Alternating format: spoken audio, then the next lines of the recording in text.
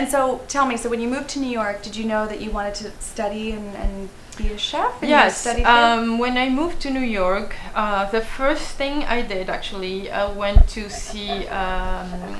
I wanted to get back to dancing. I went to a ballet school and hoping to fit in there, but In New York City? Yeah. Oh, wow.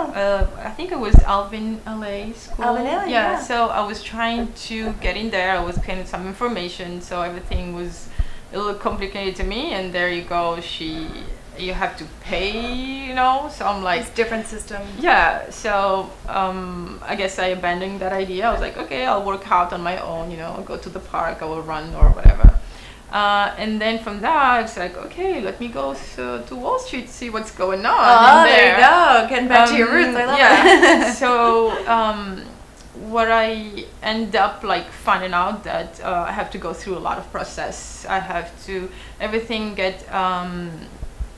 I have to literally start from the bottom, and language was was a big barrier for me then at that time, and it's gonna take me a long time to get what I want to. But life is not really simple and easy when you have some other people in charge. So I had to figure out a way. It's like maybe cooking, something we did back home. So why not? Let's try it out. Of course, when you start in the kitchen, you don't start as a chef. Of course, you work your way through the ranks. Yeah, I literally worked my way up. Where did you start?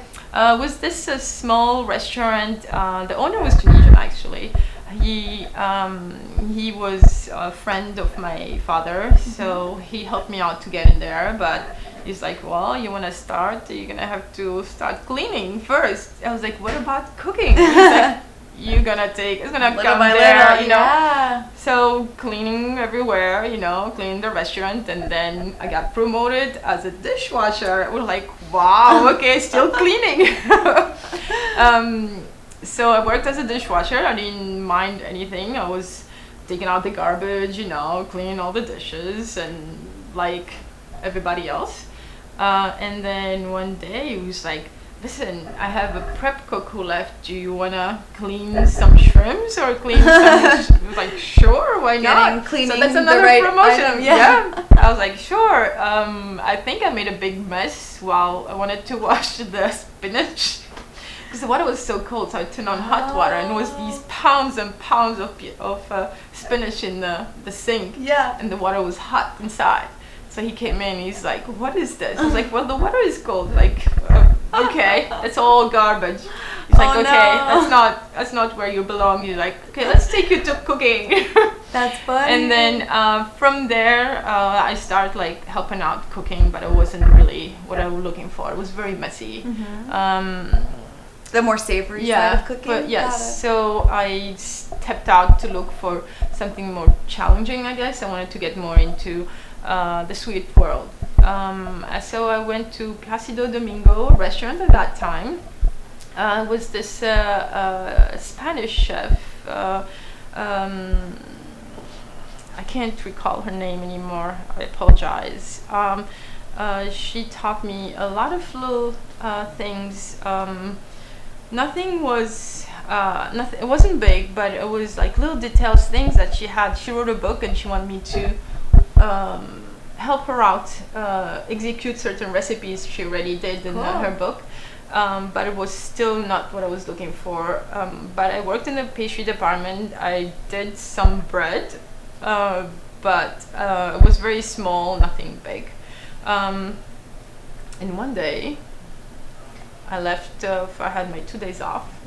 2 days off. Lucky that time. I had 2 days off. And eternity. So I came back from my 2 days off. It was like this big sign on the door, like restaurant closed. And I was like looking like this. I'm like, knock on the door. So the manager comes out. He's like, I'm sorry, Ghaya, the restaurant closed. So I was like, well, nobody noticed me or anything.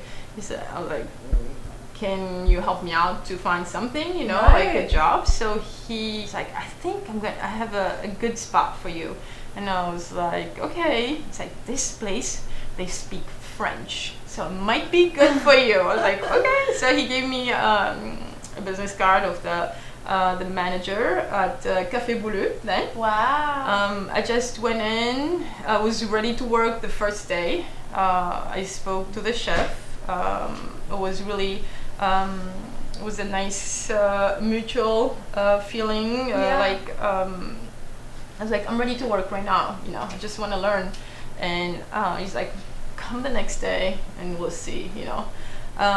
So I got hired and I started the next day. Amazing. Well, I was expecting to be, of course, start there doing desserts, and there you go. You're in the basement, start cutting some ganache and doing little things like this, and slowly from a prep cook to a pastry cook to a sous chef, and then to a chef, you know, and then to executive chef. How long did that process take? So really, you've been with Bouleux, that was 15 years ago that you started? It's literally 15 years, yeah. That's so amazing. I think it is a great experience, but I just want to say it's not, it doesn't start like that. Yeah, you have to work hard to get. Of course. Yeah. At the same time, of course, I went to try to get to culinary school, pastry, because I felt like I didn't fit exactly. Everybody went to schools, everybody went to culinary schools, and I'm the only one, you know, who didn't have that experience. Obviously, I couldn't afford all those crazy schools at that time, FCI and CIA.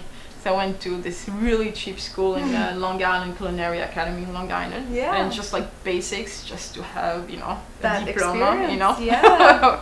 Yeah. And then all what I learned was being in the kitchen, being with all these mentors, my chefs, with Chef Danielle. I mean, this is a school. This is a Danielle Bouleux. This is a big school. Honestly, I'm not saying it because I've been here for 15 years. It's just all these years I've been learning, and I got a lot of opportunities with Chef Danielle. And I mean, there's if you want to, and if you prove it, and you show that you really want it, you get noticed, and they give you that opportunity. So you really, it's not only you. I mean, it has to be mutual. You have to give to get. You know, that's how it is.